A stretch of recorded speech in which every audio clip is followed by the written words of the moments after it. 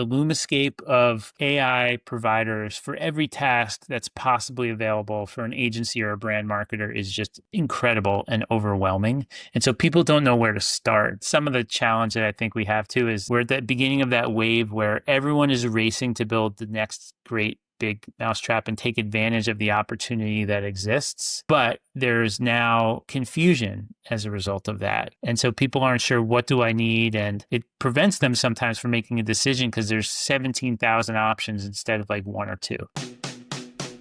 Welcome to the Incremental Marketer, a content series where we meet with top marketing executives and leaders across industries to help you drive growth in your business.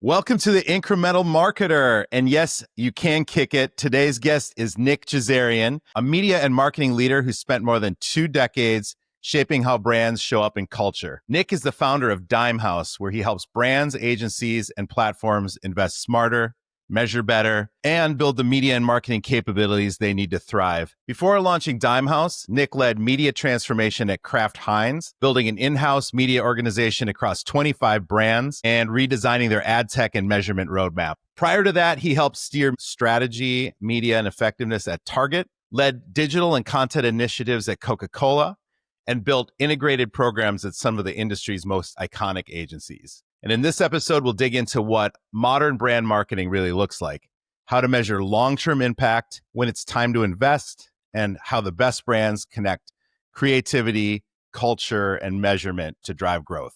Let's get into it. Welcome, Nick. Hi, Paul. Thanks for having me. Glad to be here. Great to have you. So first of all, I know we're both in the Twin Cities and we are building the dream teams of the future from the Midwest. We have a lot to cover, but can you kind of tell us about your journey? You've got some iconic brands on your resume and in your folio. Just love to hear how you got here. Yeah, thanks. First of all, I think we like to represent ourselves as the North up here in the Twin Cities, right? So that's right. Building the next great modern marketing machine from the North. That's right. So yeah, I had the fortune to work with some of the biggest and most iconic brands and brands that I am also a user and a consumer of, which has been really great to have that perspective as you come in. And so I've been focused on media my entire career and all flavors of that, from local to mass to digital channels. I've seen the industry transform quite a bit, including the massive transformation that's going on today. And so I think the through line through all of that is really a belief that media can be an accelerator for growth for any company. But there have to be conditions that exist in order for that to happen. And so that's the thing that I'm focusing on, helping anybody, whether it be a brand, whether it be an agency, or whether it be a media company or an ad tech platform that really believes that they can help to accelerate that growth for a product, for a brand, and bring value to consumers. So that's been my focus since June. So really excited to bring that experience to different people. And you launched Dimehouse on that hypothesis. You saw an opportunity in market. What was the spark for Dimehouse, and tell us more about Dimehouse? Yeah. So Dimehouse is a consultancy and an advisory. And so one of the things that I've found out about myself is that I'm curious and I like to learn about a lot of different things, whether it be a category, whether it be a brand, whatever the different opportunities are. So I decided to go out on my own because it allowed me to pursue more of the projects that really feed my soul and make me curious. And I love helping people. And so one of the things that was the spark for me was having conversations and networking out in the industry and realizing how many people actually the experience that you have that you might take for granted is actually really valuable for them. And so as I looked at that, I really enjoy that aspect of partnering with someone. And so when you're working at a big corporation, you're leading teams, you're managing people, and sometimes you can get a little bit further away from the day-to-day work. And I started to miss that a little bit. And so that's what I'm doing now is I'm really refocusing my energy and my efforts to building things and making things with people, founders, entrepreneurs, agency leaders that are interested in accelerating their roadmap and building something new that can last.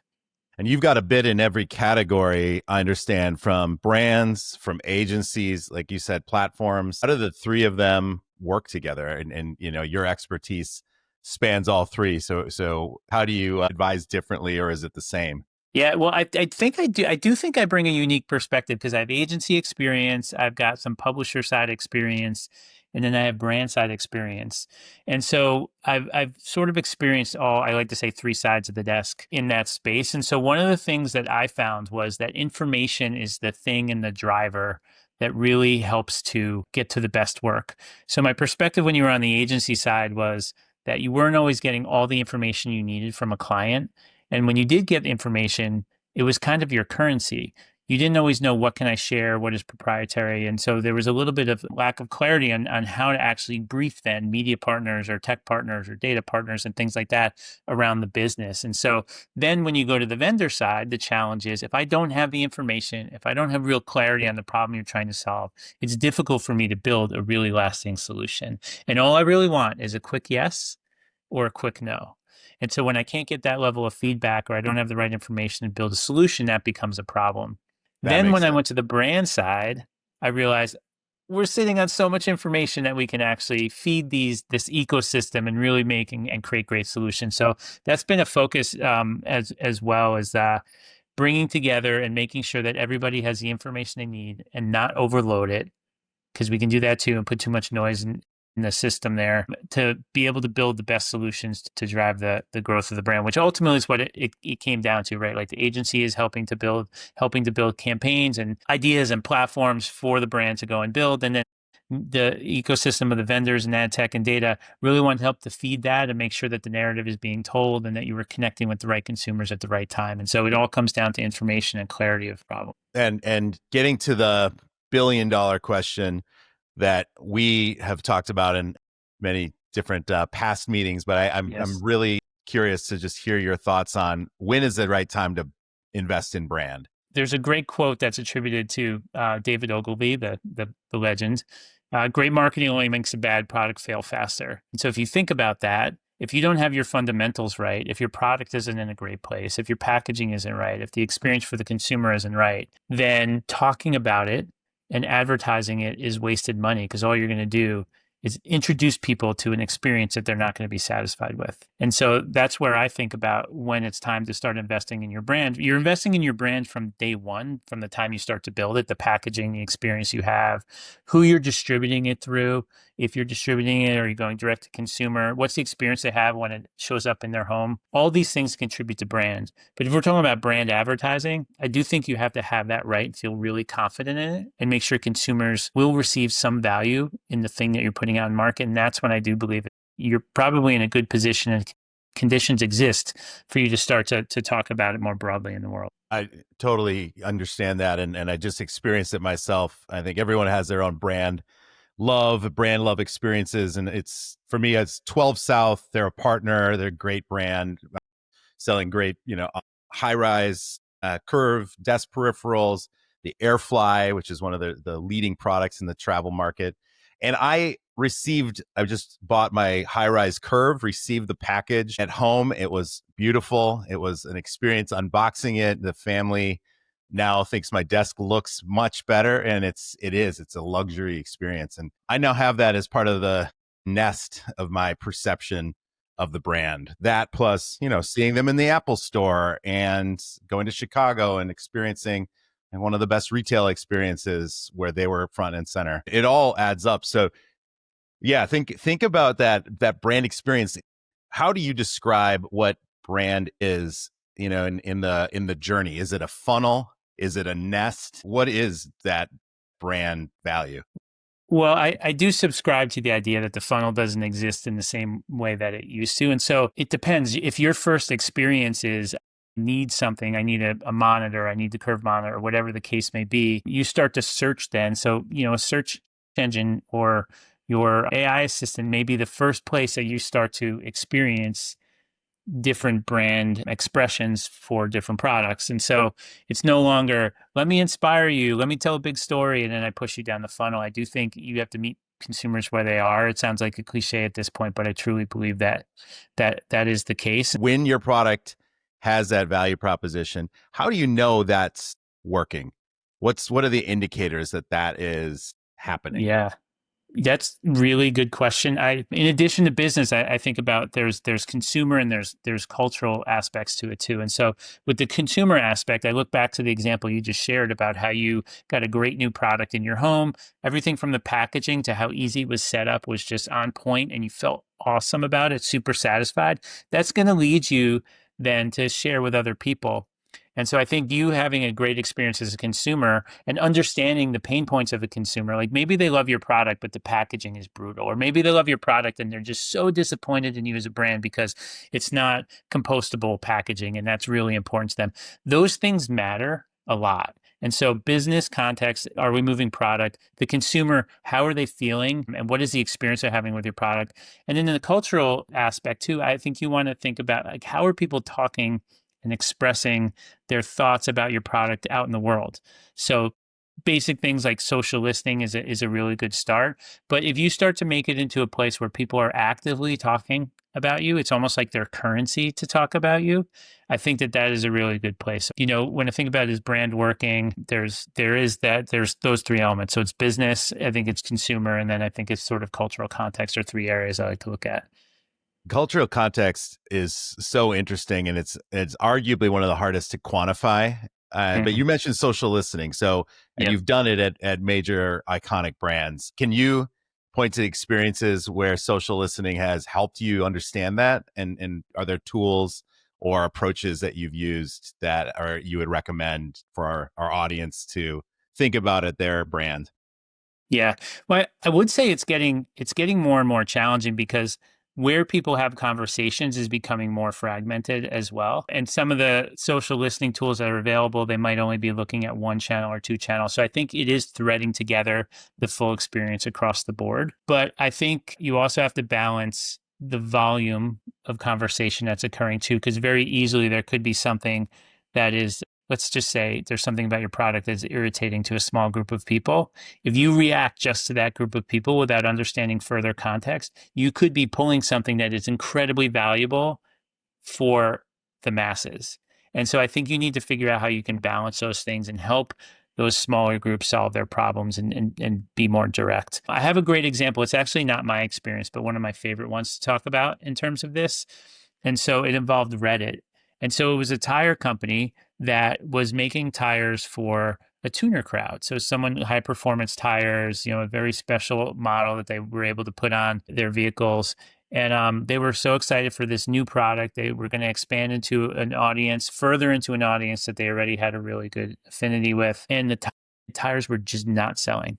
Hmm. And so they didn't know why. And they thought we put the most premium products in here. We have the right price point. We just don't understand. All of our research has suggested that this is the product that is going to help to accelerate our growth. They hired a company that helped to do sort of an audit, and they went to Reddit. And so if you think about where a lot of really passionate communities exist, Reddit is one of those places. And so within the subreddits of that tuning community, what they found was there was some information going around about where the tire was being produced and that the materials were much cheaper than they were letting on.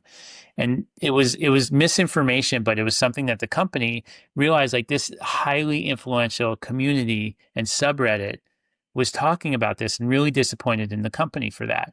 So they were able to go and sort of create a different strategy around messaging and sort of bring more information and exposure to the types of things they were putting into the tire and the product and where it was being sourced from and all those types of things. And they started to see a reversal in their sales there. So really being attuned to what is important to the community and listening in. That I thought that was an amazing example of and that was early on, right? Like the idea Right. that now it's so easy. You can you get access to the API from Reddit and just scan everything and start to identify? But it required strategists too. That was the other part of it too, is it didn't just require, you can't just press a button for that. It was someone going in, being curious and trying to identify the areas and spaces where conversations are happening and what are they saying and what does that mean? And so that was one of the best examples that I can recall of that really helping to turn something around. And that's a great example. And it opens up the question, one of our favorite topics, AI, and how do you use LLMs to improve, listen, understand where that conversation is happening? Are your partners at Dimehouse fundamentally asking you that question, and how are you tackling it? 100%. Everyone is asking that question. And so I think the way I like to think about it is there, these are tools that are enablers. And so human intuition, human involvement is really crucial to unlock the power of those tools. And so a lot of the conversation that we will talk about and have is, let's say, for example, I want to automate my workflow and I want to bring tools into the system that are going to make me move faster. Totally logical and reasonable expectation to have, I think, in this day and age. But where? And also, like, let's understand your workflow. How is work actually getting done? Where are the pain points that are happening? Where are you going to introduce tools that you're just buying it because it's something that's available? And so if you map out the workflow and all the individual use cases that automation or tools could be applied for, you could be buying a lot of different systems and things. And then you need something that's going to make it all talk and think together. So the conversations we have are, can we measure twice and cut once? Can we identify the biggest pain points you have that will also allow you to scale into the future? And let's focus on those areas first. But the power of the tool and sort of just getting out in the marketplace and having conversations, that's really critical. And that's part of some of the things that we do together is clarify the problem. What are we trying to solve? And then let's go decide, do we want to build a solution? Do we want to rent a solution? Can we reuse something that exists to be the problem solver today? And so that's a lot of the conversations that we're having. I would say, to your point, there is a lot of, I would say, anxiety around whether people feel like they're behind because they don't have all these tools in place yet. And that was another reason why I left and started Dimehouse as well, is for good reason. Big corporations are very thoughtful and purposeful around how AI is going to be implemented into their work systems, their engagement models, rolled out to their employees. And so I wanted to be able to lean into that a little bit faster. And so being my own business owner and consultant, it allows me to go and have different kinds of conversations and experiment and play with these tools rather than waiting for them to be fully rolled out. And so the speed with which things happen, I think, is really at play here too. And that's a lot of the conversation as well, is be patient to integrate the right technologies into your workflow, but also there is an urgency to make sure that we have it. Yeah, the stats we've seen are 5% of organizations feel like they're actually on track for their AI initiatives. That was an MIT study, and 12%. Yeah. Like recently I saw a quote, it's just like 12% of organizations actually feel like they have a handle on their AI strategy and are ahead of the curve on it. Everyone else is behind or feels like they're behind. Now, on the small organization front, to your point, are you seeing a faster adoption like you thought you would? And how is that working in terms of tool adoption and any kind of favorites that you're starting to lean in on? I think everyone's operating with speed. I do think smaller agencies might be able to do change management a little bit easier just by the nature of the footprint that they need to influence. So it feels to me like some of the holdcos have armies of developers that are able to get products built and start to roll out, and smaller agencies, they're figuring out the resources that they need to bring in-house or partner with in order to build those tools. And so that is the difference, right? It's a little bit of the haves and the have-nots, but I do think small agencies can move with incredible speed. I think these tools are huge level set for the playing field too. So as a small agency, you might still struggle to buy a commodity media channel at a more advantageous rate than maybe a big holding company. But I think if you're a small media agency or you're a small agency, you compete on strategy, you compete on your intellectual property. And so I think that is what these tools are enabling. So all of a sudden you have these really smart people in these smaller and mid-sized agencies that now are enabled and have the same kind of resources that the big holdcos do, but they're used to being scrappier and they're used to doing a little bit of everything and have more of that generalist mindset. And it really starts to take off. And so that's what I'm seeing and I'm really excited about for this next sort of wave of advertising and what's going to go down on the agency side as well. That's great. And do you see it as the wave is next year? Is the wave the next 3 years? How long is this wave going to take? It feels like the wave is now and we're kind of like riding the top of it. I do think they'll probably, just like every cycle, there'll be an element of like, what did I buy? Is this actually really useful for me? I'd love to get your perspective on this too, but just going in there and looking at the LUMAscape of AI providers for every task that's possibly available for an agency or a brand marketer is just incredible and overwhelming. And so people don't know where to start. And so Yeah. that's some of the challenge that I think we have too is we're at the beginning of that wave where everyone is racing to build the next great big mousetrap and take advantage of the opportunity that exists. But there's now confusion as a result of that. And so people aren't sure, what do I need? And it prevents them sometimes from making a decision because there's 17,000 options instead of like one or two. There used to be one or two, right? There was clear category leaders. Talk to us about your target days when you're running measurement and or Kraft Heinz. How did you pick your partners Yeah. and how many choices did you have at that time? Yeah. Well, if we think about measurement partner, then we had an element of, okay, we're a Fortune. I think it was like 35 at the time at Target. We need to make sure that we can work with a partner that can take the scale and complexity of our business. And we wouldn't overwhelm their resources because there's a lot of really smart, smaller groups. But if, for the amount of money we were spending, the amount of sales, different data sources that were coming and things like that, we really want to have confidence in that space. So if you focused on that, narrowed it down to a certain select group of vendors that also worked with big either multinational or just massive, Fortune 50 companies and things like that. But to your point, it's like there was probably like 6 or 7 on the RFP list at the time, right? At most. And you look at sort of the Gartner 4 box, like where people are starting to sit and things like that. The choices were less. And now the choices are infinite. And the problem that I find with when the choices are infinite is, how do they talk to each other? And so how do you actually calibrate them against each other? Because one of the experiences I had at a company was we had a MMM model and then we had an MTA model and there were two separate companies. And so it was almost like a Bugs Bunny cartoon where, you'd ask them which way it went and one person would point this way and the other person would point that way. So it's like, this says that your channel is going great and this one says it's terrible. And so, well, now what do we do? And so all it did was undermine confidence in all of the models then, because we couldn't have a really clear picture on what was actually driving impact. And so to your point about there were fewer vendors then, but even then there was complexity. And so now you've accelerated that and added exponential amounts of vendors to it.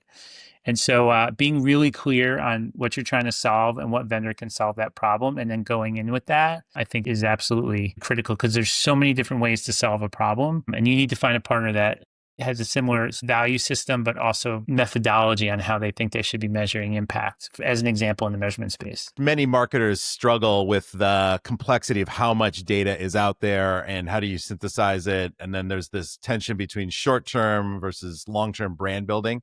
What's the right way to think about that tension? I've been thinking about it as a layer cake. So I think you can't just put all of your stock into an MMM model, which can take, depending on the partner you're working with, months to deliver. Sometimes they're annual only. And you can't also rely on lower funnel or more vanity metrics either. I think you need to look at them all.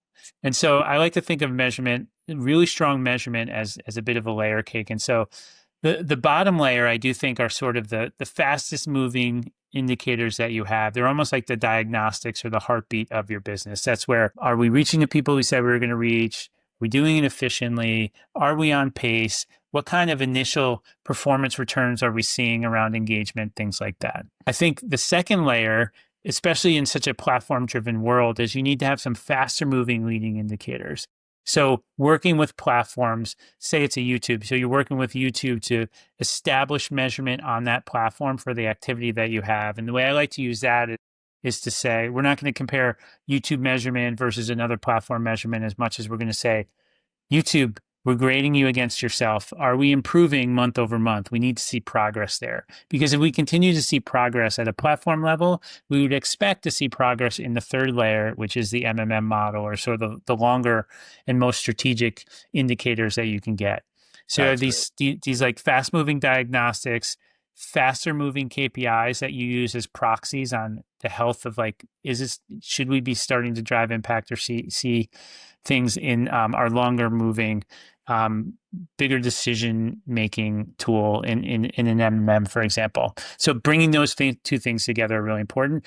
And then wrapped around it, or maybe it's the plate underneath, I don't know, is experimentation. So you talked a little bit about match markets. We talked a little bit about designing different experiments so you can test tactics and channels and messagings and things like that. That's all part of this as well. So you don't just set it and forget it. You need to be constantly experimenting and validating things along the way as well. I can think of 20 conversations right now where that framework would make a big difference, because it gets confusing. Should I use that MMM for right now decisions, near-term decisions? How do I know if it's working now? It said it was working based on, 18 months of data or whatever you had. I love that framework. And thank you for that. You have a framework. Talk to us about how you think about it from strategic to tactical, and then time, speed to actual usage. So if you thought about it in sort of 4-box, the y-axis would be from tactical to strategic. So if you think about the types of signals that you might be able to get, a tactical signal is CPM. How much am I paying for this thing? Or it could be pacing, and it could be impressions delivered to date. A strategic example for me would be return on investment, or ROAS. The dollar that I put in, is it doing something and driving impact for my business? So if you think about tactical to strategic, there are multiple signals that we could be looking at. Should we be looking at them all? And then on the x-axis, you would go from time to usefulness. So if there's real-time reads that I can get. So example, a tactical real-time read would be impressions delivered to date. I can go refresh that every single hour. What does that tell me about my business? It just tells me we have words out in the market, or that we're talking to people with. And then if you go to longer term, it takes time. So something like the work that you guys do, I know it's faster than most, but you still need time to see if the impact is happening from the advertising you put out in the marketplace to deliver a strategic thing, like a point of view on return on investment or return on ad spend. And so if you thought about it that way, and then you could start to map all of your signals into that space, because they're all important, but they're not all important for everybody. So if you thought about, I'm a buyer or I'm a trader, I need to know how many impressions I have. I need to know how much money I have left. I need to know if my CPMs are going up or down. That's how I'm monitoring sort of the heartbeat of the system.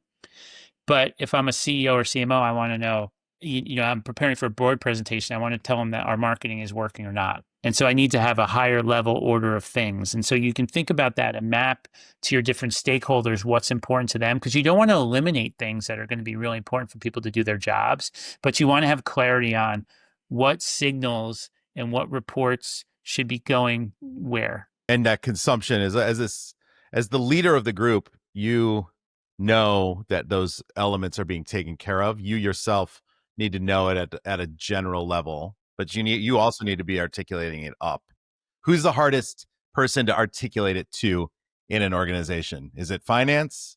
Is it your counterparts in sales? How do you think about that? It depends if it's working or not. The cultures where measurement is embraced and adopted, and there's an understanding that there are no perfect models, but that models are useful. And we can use them directionally to make really informed decisions and track whether we've made progress.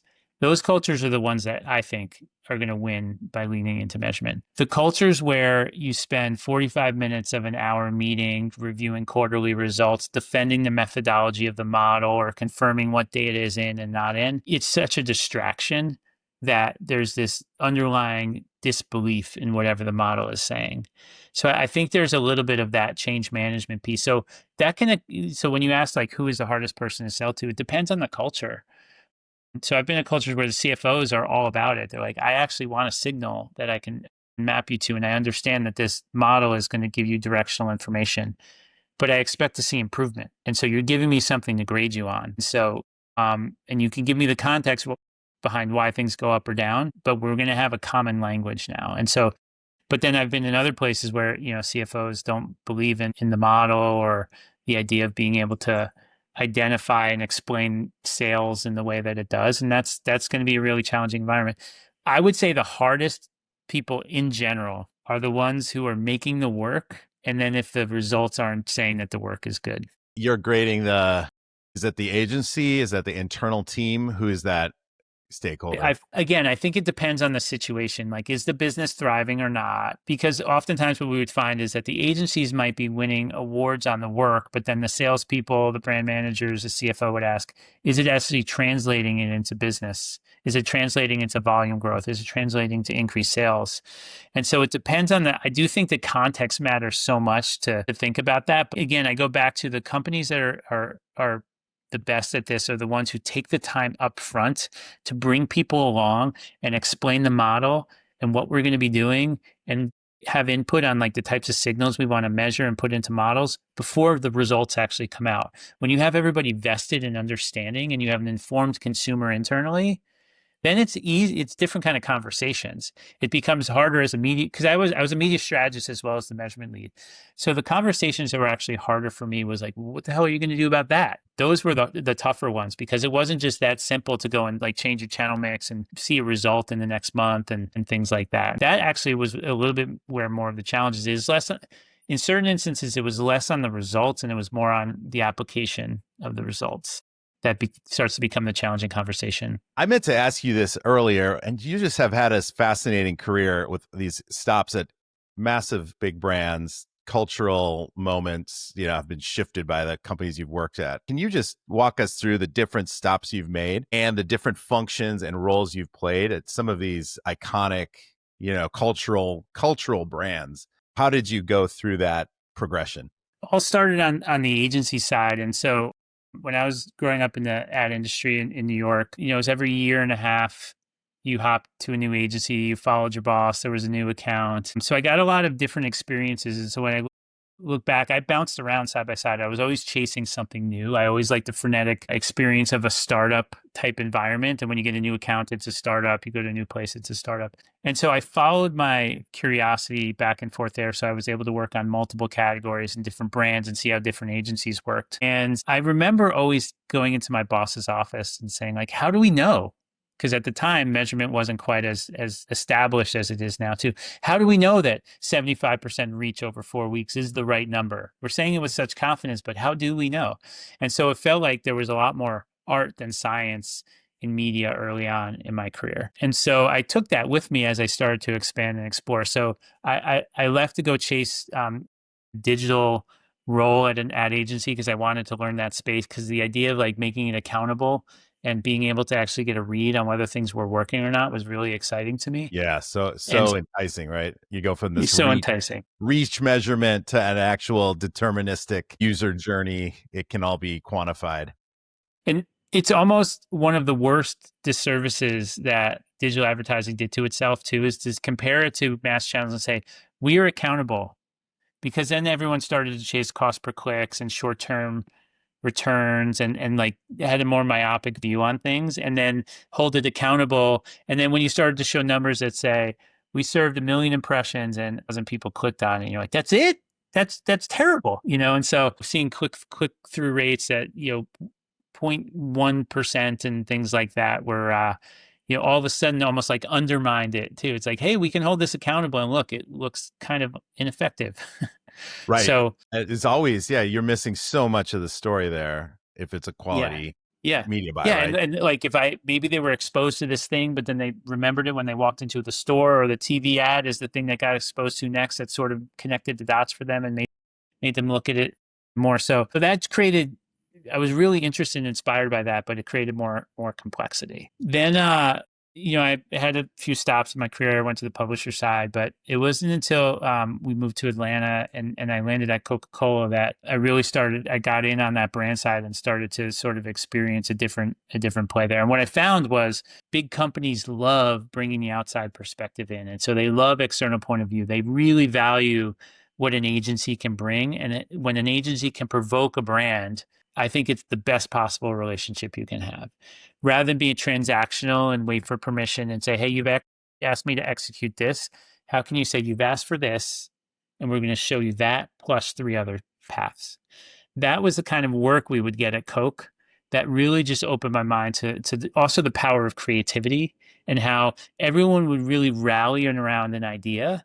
Media mix be damned. How do we actually amplify this idea? How do we move the entire curve on the measurement model by introducing something new, whether it's a creative idea, it's a new platform, whatever the case may be. So there was this spirit there that just existed that I thought was really great and interesting. And I carried that with me to Target. Target's probably the biggest chapter of my career. I started there as an individual contributor on their holiday campaign, and by the end, I was running the strategy team and the measurement team. The outputs for measurement, I should say. I was not the product owner, just to be clear. But So what you mean? that, You gave requirements into a product team, and you would then interpret them and act on them. yeah, I had a team of analysts that would help with annual planning and helping with forecasting and setting budgets and optimizing mixes and all of that. But we were really focused on the output. We were really focused on the output and what you do about it. And this is the era of Target sponsoring the Grammys for the big tentpole moments. What were some of the ones that you saw move the needle the most, or that you were most proud of? Coca-Cola is probably one of the most fun times I've ever had in my career. And so I was working on Coke Zero and Powerade. And so got to work on projects and things that were right in line with my passions and my interests. So March Madness, movie premieres, music concerts, video games. It was incredible. And so that's when I saw something that was really interesting. Coke has a unique model, or at least when I was there, about how they work. They really believed in these big cultural tentpole moments. And you thought that some of these brands were on all year, but they weren't. Some of them were only on for that really big burst during one of the biggest cultural moments that could be around, like March Madness. But with the way they leaned in and sort of created all this volume of conversation and excitement and engagement around it, it carried them. It carried it through. And so the theory of like a big idea platform being able to really make an impact on how your brand is perceived and drive consumption, it really hit me there. Like that was really a sort of a foundational moment for me in my career. Target was different. Target was every single day, we need to be driving people through the doors, whether it be through the app, digitally, in store. Every day we need to be driving people through the store. So it was a different approach. Plan all year just for this one big moment to make sure that it wins. It was Right. plan all year for all of the moments that exist throughout. Because if you're shopping Target, you're shopping back to school, you're shopping holiday, you're shopping for Thanksgiving dinner, there's Easter, New Year, New You type stuff in January. Like there was always a moment and you had to be really attuned. And so it was different. It was like a more consistent wave of activity. And which one is more successful? Is it just you have to fit it to the business? I think you have to fit it to the business. I don't think there's one right answer, but one thing I do subscribe to is consistency. My Coke example, like it was really impactful, but if you can continue to invest your brand throughout the year so that you don't have to put all of your eggs into that one big moment or that one big basket, I think it can be more impactful. So I am a believer in consistency. I also think it's a world now with consumerism that people don't wait for the holidays for the special thing that they want for themselves. They're in the market all year. And with the proliferation of social shopping and just how easy it's become to just pick something up and buy it, I think you need to be talking to people all the time. You need to be active all the time. So I'm a believer in consistency. I struggle too when there's like, let's do one big moment. You don't have a big budget and you put all your eggs in that one basket. Then what happens after it doesn't land? Yeah. How do you know if it landed or not? Going back to the measurement theme, are there tactics that you've used on the big tentpole moments to understand its impact? And there's also the lag effect of brand that you talk about and we've talked about in the past. How do you quantify that? It goes way beyond the near term moment. To be perfectly honest, I have not seen the perfect method or even close to a perfect method on how you can measure the impact, like the long-term impact of brand building. And by nature, building a brand takes time. And so that's at the heart of the tension that exists, I think, with measurement, which is I want to know whether it's working now, so I know whether I should continue to keep doing it or not. But with brand building, it takes time. So it's over the course of time that we're going to be able to understand whether we're actually building our brand in a way that's going to be driving. So how do you operate in that space in a world where, they say the average lifespan of a CMO is, a certain amount. And so are you mortgaging the future in order to drive short-term results so you can be comfortable in your seat? I think the best CMOs are the ones that are able to balance both of those things, but it's a real challenge. I would say the closest we've come is just expanded windows in our models for attribution. So how do you continue to attribute sales to earlier activity that was out in the market? But even that feels a little imperfect or very imperfect. That's kind of the way we've looked at it, is like within our models is there's a short-term aspect, which is really probably around the window of attribution. And then do you open it up longer and try and look further? But I don't know if you've seen, or Slingwave has different options that are starting to get into that now. It is such a challenging topic, and I think we do, because as you get into ability to buy on a regional basis, you can set up match market tests where you can prove a long time horizon change in a brand approach, full funnel brand approach in a set of markets versus a control set of markets. Yeah. The brand needs to be willing to invest that way. So not every brand is ready to do that. And by the way, most brands at the Coca-Cola level are buying nationally. You can't easily suppress Coke in a certain Yeah. market, but you can for digital, D2C e-commerce. You can for sort of the upstart brands who have a blank slate. And I think that's essentially with AI and capabilities that allow you to spin up those kind of experiments much more Yep. rapidly and use synthetic data, use kind of the control, markets that you don't actually have to fully turn off, but you can see changes in patterns. It's becoming a lot more powerful. Yeah. Well, it's funny how what's old is new then, right? Like the foundational elements, like match markets, and I remember doing bases tests early in my career. And so just the it's the same methods, but maybe there's tools that are more powerful to help you move faster in those tests. But in terms of like a model itself that just can sort of spit out or give you a read on long-term impact of brand, I have not yet seen that in the way, but there are experimentations and sort of complementary things you can do, like you were talking about. So yeah, we would be remiss if we didn't talk about match markets for sure. But there's also this element of triangulating other things too, like how do you think about brand and messaging measurement and reporting aligning with the media measurement and reporting? So bringing that together is another, I think, big opportunity for our industry as well, is making sure you're looking at multiple levels of what is in market to know if it's working. Because oftentimes, you've probably seen this many times in your career, where the messaging is testing like off the charts and the awareness is great and all these different things, but you're not seeing the impact come through in the business. And so is that the marketing or is that the product? Those are the types of things that you need to start to unpack when you come in there, but you need to have all of the information and signals sort of aligned and be able to evaluate them and sort of decode them together. Otherwise, the Right. information Yeah. starts to compete with each other. What's the got milk example? This is somewhat related to what you're saying. We were talking about how much went into that got milk campaign. I was having a beer with a friend who told me that story, where someone was mentioning how it was it was something like 99% awareness. Like, how do you even get that? Wildly recognized, but that over the 10-year period or something like that, the milk sales, was it flat or down or something like that? Like the impact culturally was bigger than the impact to the business.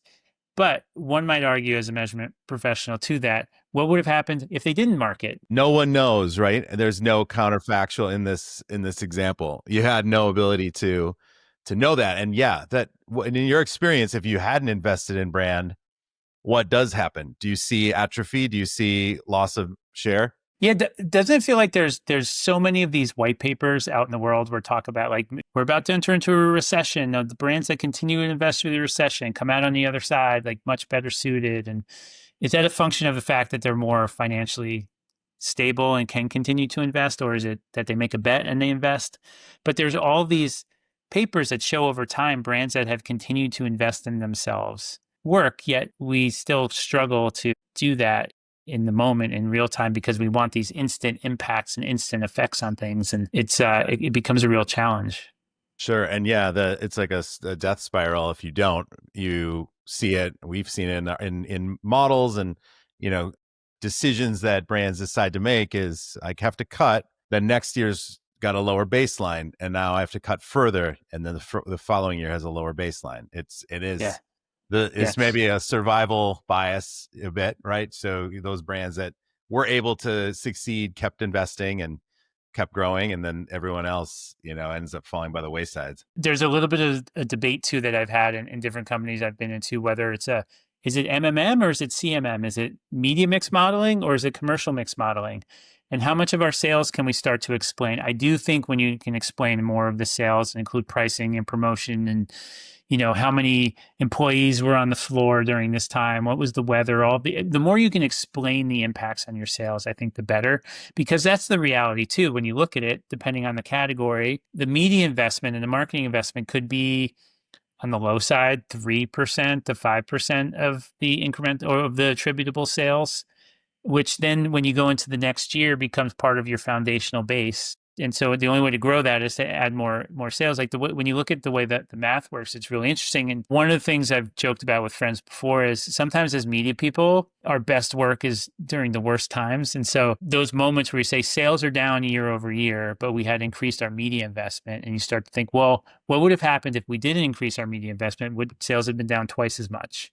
And so those are the hard debates to have. When things aren't working, that's when things start to come into question, because everyone wants answers. They want to make things better, but you have to understand the math and how things work together, that media could be offsetting bigger losses. And so that's a big challenge in companies that are not growing. Or just challenging economies. You might be growing, but it's not hitting your board's targets. So why? Yeah. And I just doubled your budget and you're not doubling revenue. Yeah. It's hard. Yeah. So Nick, you've got so many great examples. I want to leave it with kind of your thoughts for as we enter into this new era. What are you excited about? What are some of the things at Dimehouse that you're focused on in terms of, upcoming trends in the year ahead?